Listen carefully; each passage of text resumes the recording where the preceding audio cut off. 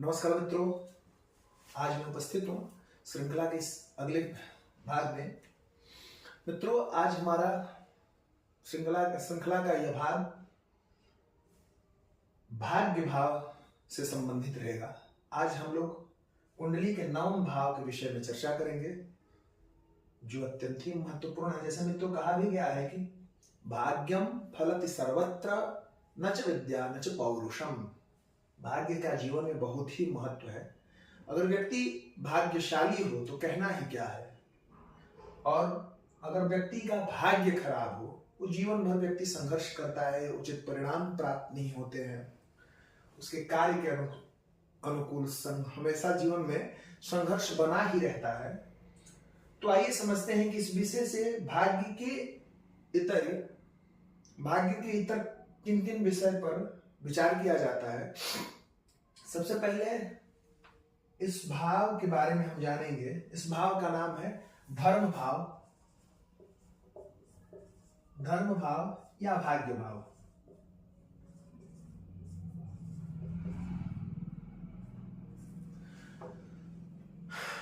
मित्रों, इस विषय में, इस भाग्य भाव के विषय में एक आर्ष श्लोक है जो अत्यंत ही महत्वपूर्ण है। आइए समझते हैं। इसके विषय में कहा गया है कि भाग्यम शाल्यम च धर्मं च, भाग्यम शाल्यम च धर्मं च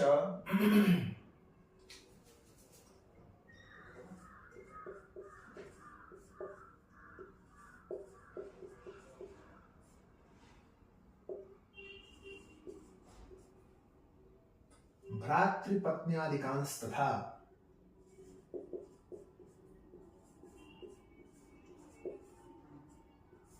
भाई की स्त्री तीर्थयात्रादिकं सर्वं तीर्थयात्रादिकां सर्वं धर्मस्थानं निरीक्षयेत्। श्लोक है भाग्यम शाल्यम च धर्मं च भ्रातृपत्न्यादिकांस्तथा तीर्थयात्रादिकं सर्वं धर्मस्थानं निरीक्षयेत्। श्लोक का अर्थ, ये मूल अर्थ है। इसके अतिरिक्त मित्रों अन्य महत्वपूर्ण ज्योतिषाचार्यों का भी कुछ मत है जो हमारे जीवन में घटित होता है। इस पक्ष से विचार करें। गुरु, दया, दान, इष्ट देवता, कुल देवता, पाप पुण्य,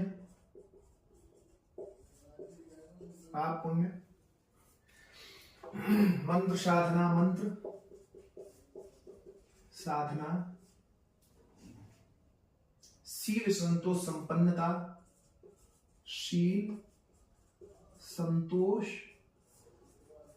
संपन्नता, इन सभी विषयों पे भी विचार किया जाता है मित्रों। इसके जो कारक ग्रह होते हैं, कालपुरुष की कुंडली में यहाँ पे 9 अंक लिखा रहता है, इसके हिसाब से कारक हुए गुरु, कारक में गुरु और सूर्य। यहाँ पे 2 ग्रह कारक माने गए हैं, एक गुरु और एक सूर्य। मित्रों आइए समझते हैं। ये भाग्य भाव है, तो यहां से भाग्य का निर्धारण होता है कि यहाँ पे कैसा ग्रह है, भावेश कारक की स्थिति क्या है। अगर भावेश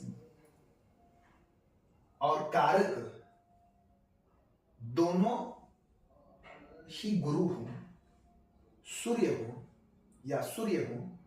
और अच्छी स्थिति में हो, पाप प्रभावी दृष्टि ना हो, पाप कर्तरी योग ना लगा हो। पाप कर्तरी योग अर्थात इसे जो पहला भाव है और इसके बाद जो भाव है वो पाप प्रभावी दोनों ओर से ना हो, यानी यहाँ पे भी और यहाँ पे भी पाप ग्रह ना हो। अगर होते हैं तो वो पाप कर्तरी योग में चला जाता है। तो ये इन योगों से मुक्त हो, अच्छी स्थिति में हो, युवावस्था में हो, पाप प्रभावी ना हो, अस्त ना हो, तो मित्रों वो व्यक्ति जन्मजात भाग्यवान होता है। थोड़े से प्रयत्न के साथ अच्छी अच्छी सफलता उपलब्धि, अच्छी अच्छी सफलता और उपलब्धि मनोवांछित फल की प्राप्ति करता है अगर उसका भावेश और कारक अच्छी स्थिति में हो। भाव जो हो वो पापक प्रभावी ना हो। पापक प्रभावी मान भाव में पापक ग्रहों की दृष्टि ना हो और इस भाव में भी पापक ग्रह ना हो, दोनों होना चाहिए, और पाप कर्तरी से मुक्त हो। तो कहना ही क्या है, तो इस स्थान से मित्रों देखते हैं भाग्य प्लस भाग्य की दिशा प्लस भाग्य का वर्ष, भाग्योदय वर्ष। सभी ग्रहों का एक वर्ष होता है, एक समय होता है जिसमें वो उस व्यक्ति का भाग्योदय करते हैं। विशिष्ट विशिष्ट अचीवमेंट, उपलब्धियां थोड़े से प्रयत्न में भी प्राप्त हो जाता है। तो भाग्योदय का स्थान, वर्ष इत्यादि की चर्चा भी यहां से करते हैं। शालम अर्थात साला संबंधित विचार भी यहां से किया जाता है कि उसका स्वभाव कैसा होगा, धर्म इत्यादि में प्रवृत्त रहेगा या नहीं रहेगा। अगर ये पापक प्रभावी है तो ये इस स्थान से इस भाव को दूषित करते हुए अशुभ फल की प्राप्ति कराएगा। धर्म की जानकारी, अपने धर्म के प्रति वो निरत कितना है। जैसे कहा गया है कि स्वधर्मे निधनः श्रेयः, अपने धर्म के लिए मृत्यु भी आ जाए, या ऐसे कह सकते हैं कि अपने धर्म के प्रति वो व्यक्ति कितना सचेष्ट रहेगा, समर्पण कितना रहेगा, उसके हृदय में धर्म के प्रति प्रबल भावनाएं कैसी होंगी, इस स्थान से विचार किया जाता है। भाई की स्त्री का भी यह स्थान है। तीर्थ यात्रा, व्यक्ति धर्म स्थानों के प्रति उसका विचार कैसा होगा, धर्म स्थान में जाकर के वो दर्शन करेगा नहीं करेगा, या धर्म स्थान में जाने की उसे लालसा रहेगी या नहीं रहेगी, इस स्थान के विचार यहां से किया जाता है। गुरु कैसा होगा, उसके साथ गुरु का संबंध कैसा होगा, उसे अच्छे गुरु को प्राप्ति होगी कि नहीं। मित्रों, जीवन में अच्छे गुरुओं को मिलना ये अत्यंत ही महत्वपूर्ण है, या ऐसा कहें कि गुरु ही सब कुछ होता है।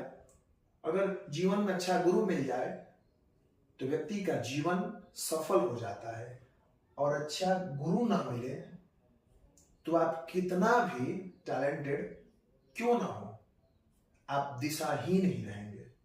दया, आपके हृदय में दया की भावना कैसी होगी, केवल आप प्रवचन ही करेंगे और मन में कुछ नहीं रखेंगे, या आपका प्रवचन और आचरण दोनों अनुकूल होगा या प्रतिकूल होगा, इस स्थान से पता लगाया जा सकता है।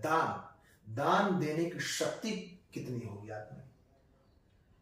दान केवल वस्तुओं का नहीं होता है मित्रों, विद्या का भी दान, किसी भी आत्मीय वस्तु का दान आपको देने की शक्ति रहेगी कि नहीं रहेगी, या दान देने के लिए आप दूसरों को भी प्रेरित करेंगे कि नहीं करेंगे, इस स्थान से विचार किया जाता है। इष्ट देवता और कुल देवता, इष्ट देवता का भी स्थान है। व्यक्ति के इष्ट देव कौन से होंगे, व्यक्ति को किस देव के प्रति, देवता के प्रति झुकाव होगा, यह भाव बताता है। उस देवता को प्रसन्न करके उस देवता को थोड़े समय में भी व्यक्ति प्रसन्न कर सकता है, कारण कि उनका उस व्यक्ति के साथ रेडिएशन जुड़ा रहता है। उस देवता के प्रति व्यक्ति के हृदय में श्रद्धा रहता है। कुल देवता के प्रति उसका श्रद्धा और विश्वास कितना रहेगा, इस स्थान से भी निरीक्षण किया जाता है। पाप पुण्य, व्यक्ति पाप कितना करेगा और पुण्य कितना करेगा, इसकी चर्चा भी इस स्थान से होता है। मंत्र साधना की शक्ति कितना होगा, अगर ये भाव दूषित है, पीड़ित है, तो व्यक्ति केवल सोचेगा कि मैं इस मंत्र का जप करूंगा, गुरु का द्वारा जो प्रदत्त मंत्र है उसका जप करूंगा, या किसी भी मंत्र को सिद्ध करूंगा, तो व्यक्ति का वो भाव अगर प्रबल है तो संकल्प शक्ति भी प्रबल होगी। और ये भाव दूषित है तो वो केवल सोचेगा, करेगा नहीं। शील संतोष संपन्नता, आचरण कैसा होगा? व्यक्ति में संतोष की भावना रहेगी कि नहीं रहेगी, और संपन्नता, व्यक्ति संपन्न होगा या निर्धन होगा, इस भाव से इसकी चिंता की जाती है। मित्रों, इसके कारक जो ग्रह हैं वो गुरु हैं और सूर्य हैं। साथ ही मित्रों, शरीर के कुछ अंगों का भी विचार किया जाता है। इसमें विशेष करके जांघ, साइटिका,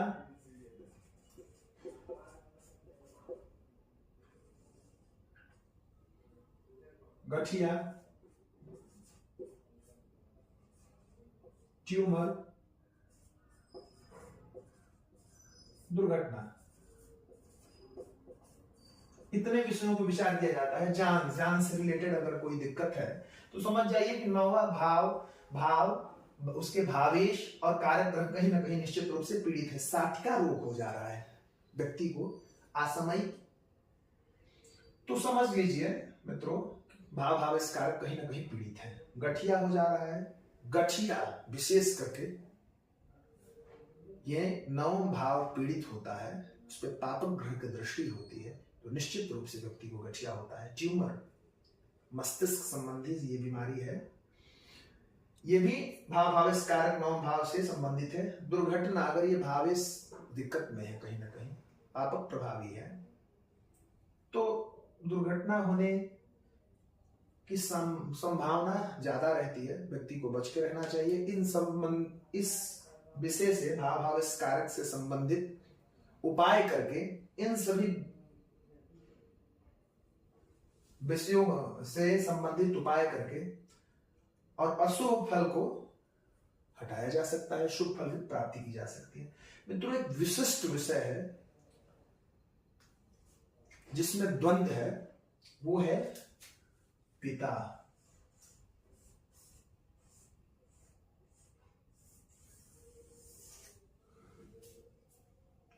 बहुत से पद्धतियों में, बहुत से आर्ष ऋषियों के मतानुसार दशम भाव पिता का भाव होता है, लेकिन कुछ विशिष्ट ऋषियों का मत है कि नवम भाव से भी पिता का विचार किया जाता है। आइए समझते हैं कि क्यों किया जाता है। इस पक्ष को देखा जाए कि इस पक्ष से पिता का विचार क्यों किया जाता है। मित्रों, ये व्यक्ति है और व्यक्ति से हमेशा पंचम उसका पुत्र होता है, यथा यहां पे पुत्र का स्थान है। और एक साइक्लिंग रूप से समझिए कि पंचम से पंचम उस व्यक्ति का पिता होगा और पुनः नवम से पंचम उस व्यक्ति का पुत्र होगा। साइक्लिंग रूप से ये चलता है। और दूसरा एक विषय है मित्रों कि पिता के बारे में कहा गया है कि पिता धर्मः पिता स्वर्गः, पिता ही परमंतपः, पितरी प्रीतिमापन्ने प्रियंते सर्वदेवता। मित्रों, पिता को धर्म कहा गया है, तो धर्म का भाव कौन सा है? नवम स्थान है धर्म का भाव। तो इससे सिद्ध होता है कि पिता और धर्म का आपसी संबंध है, वही स्थान है। पिता स्वर्ग, धर्म स्वर्ग का स्थान ये मूल रूप से है। तो कहने का तात्पर्य है कि नवम और दशम दोनों मिश्रित भाव से पिता का विचार हम लोग करेंगे। एक विशिष्ट वीडियो आएगी जिसमें माता का स्थान, पिता के स्थान किन किन विषयों से निरीक्षित करके व्यक्ति के बारे में बताया जा सकता है। इस विषय पे हम लोग बात करेंगे। मित्रों, आज के लिए बस इतना ही। नवम भाव से संबंधित आज की चर्चा हमारी इतना ही रहेगी। मिलते हैं दशम भाव के साथ एक विशिष्ट वीडियो के साथ। तब तक के लिए हर हर महादेव।